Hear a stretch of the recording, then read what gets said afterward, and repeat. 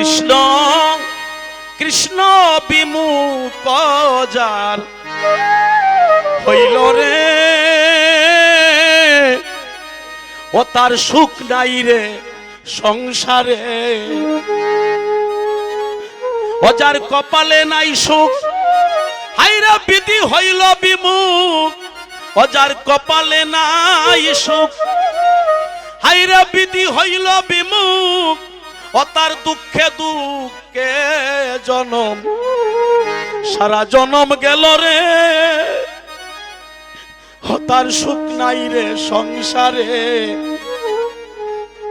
খেতে না হয় শস্য, বাচ্চাগুলাকে বসান, বৃক্ষে না ধরে ফল, দুগ্ধবতী গাবি দুগ্ধহীন সকল।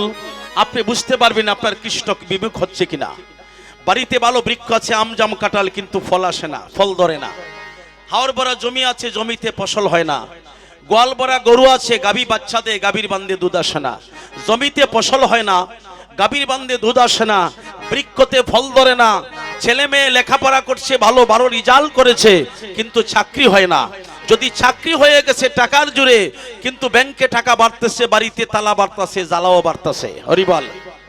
এমন যেদিন হবে, খেতে না হয় শস্য, বৃক্ষ না ধরে ফল, দুগ্ধবতী গাবি দুগ্ধহীন সকল।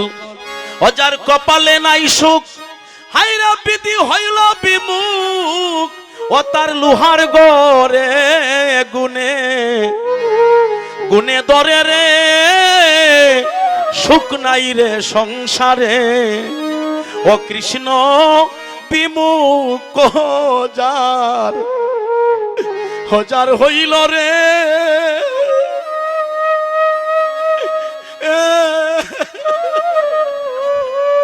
ও তার সুখ নাই রে সংসারে।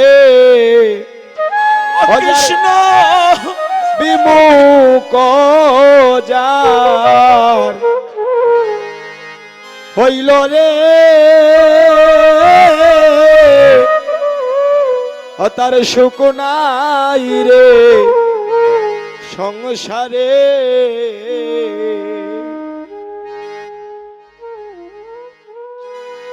বাজারে ব্যবসা করছেন, বড় মুদির দোকান আছে, সুপার মার্কেট আছে, কি হবে অবস্থা? বণিজিরয় আসে, এটা বাণিজ্য। যাইয়া পরদেশে কাঠি সোনা রূপা কিনে মেজে গসে, দস্তা তামা সীসা কর্ম দোষে তাহা।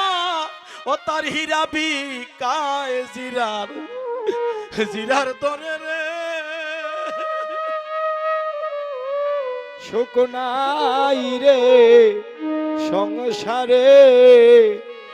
ও কৃষ্ণ বিমুখ যার হইল রে, ও তার সুখ নাই রে সংসারে। ও যার কপালে নাই সুখ, আমার বিধি হইল বিমুখ। কপালে নাই সুখ, বিধি হইল বিমুখ। ওই আমার দুঃখে দুঃখে জনম সারা জনম গেল রে, আমার সুখ নাই রে সংসারে। ও কৃষ্ণ বিমুখ যার হইল রে, সুখ নাই রে সংসারে। সময় চলে গেলে কত বলবো। আমি 10টার পরে দাঁড়িয়ে বলেছিলাম, গুরুতত্ত্ব আর একটা পদের মহাপ্রভুর অর্থ যদি আমি ব্যাখ্যা করতে যাই, আজকের সূর্য হস্ত হয়ে যাবে, কিন্তু লীলার কথা শেষ হবে না। এই যে অপার মহিমা, এই জন্য মুখস্থ গান শুনলে হবে না, শুধু নৃত্য দেখলেই হবে না। বাড়িতে গিয়া যদি বলেন কীর্তনী খুব সুন্দর নৃত্য করছে, ওইটি আপনি দেখছেন, আপনার কোনো লাভ নেই। আপনার জীবন পরিবর্তন হবে কিসে? হরিবল হরিবল হরিবল।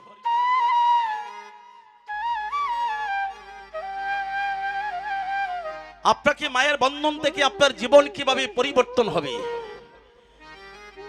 আপনি সেদিকে খেয়াল রাখতে হবে। হরিবল হরিবল, দুর্বলের বল পথের সম্বল। তাই তো আমি প্রথম বলেছিলাম, তাই বলি মন রসনা, তেজে বিষয় বাসনা, কেলেশনার উপাসনা করো সার। এই যে দয়াল দীনবন্ধু, পাইলে তার কৃপা বিন্ধু, ভব সিন্ধু সেদিন হয়ে যাব পার। হরি বল, হরি বল। তাই আজ মায়ের কোলে বসে আছে গোবিন্দ আমার, গুষ্ঠে যাবে বলে নিষেধ করেছে মা। আমার গোপালকে আজ গুষ্ঠে দেব না। আমি যে মা হয়ে তার মঙ্গল স্বপন দেখেছি।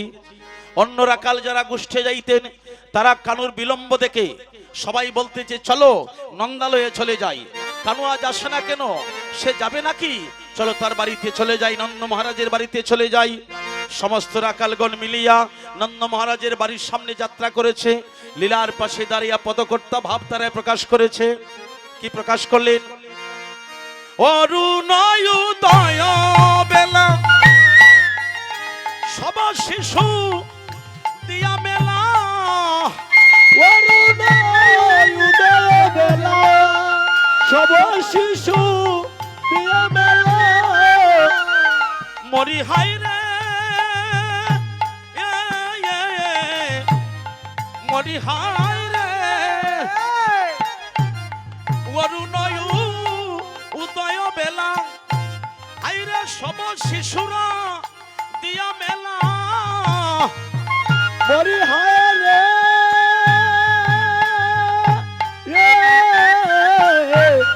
হায় রে, অরুণায় উদয় বেলা, সব শিশু দিয়া মেলা।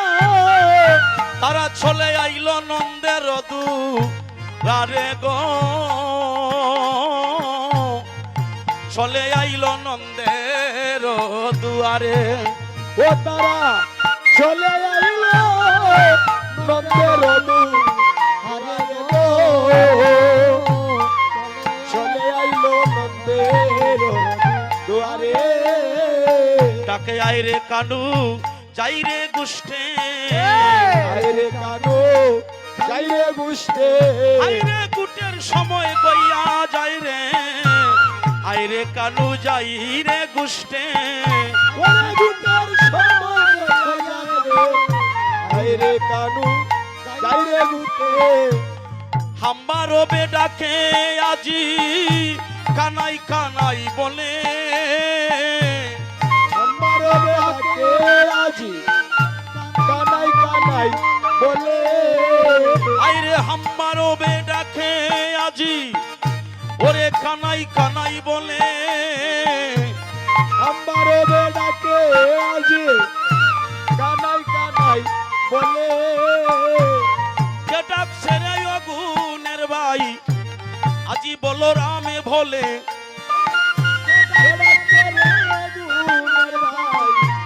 বলো রাম বলে। আস্তে হাম্মারও মানুষ হয় অনেক সময় কৃষ্ণ ভজন ভুলে যায়।